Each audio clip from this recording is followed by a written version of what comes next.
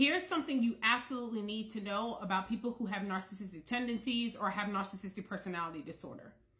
So the way that I like to describe it is to say that they live in the land of cognitive dissonance. Cognitive dissonance is a term in psychology that describes when maybe our behaviors or actions don't align with our beliefs, and it creates like this discomfort mentally, right? And so then we have to resolve that discomfort. So if you've ever wondered why there's constant gaslighting and manipulation and this like Jekyll Hyde behavior that in psychology we would call splitting, like going from seeing a person as all good and then all bad in the next moment just because something didn't go their way. It's really because when people are struggling with narcissistic personality disorder or tendencies, they live in this land of cognitive dissonance. They are constantly having to do mental somersaults and flip narratives to avoid taking accountability, because they can't take it. If they take accountability, then they'll have to face the true realities of how they treated people. It'll negatively impact their ego.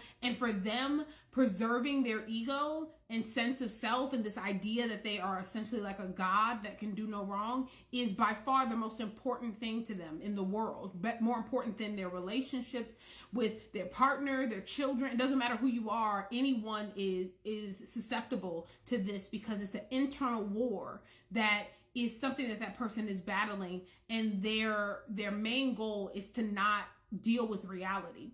So when they're in the land of cognitive dissonance, it'll constantly make you feel like you're being, their image of you is constantly being flipped all the way around in whatever way serves them at the time.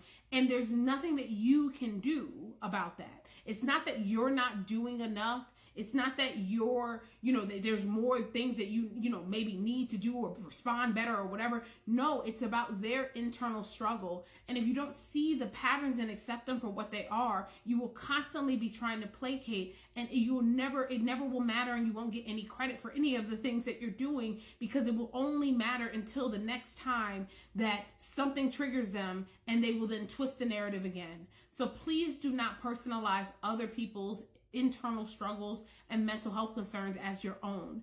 You have to worry about what's going on for you cognitively and behaviorally, and choosing people for your life that have the capacity to engage in healthy relationships with you.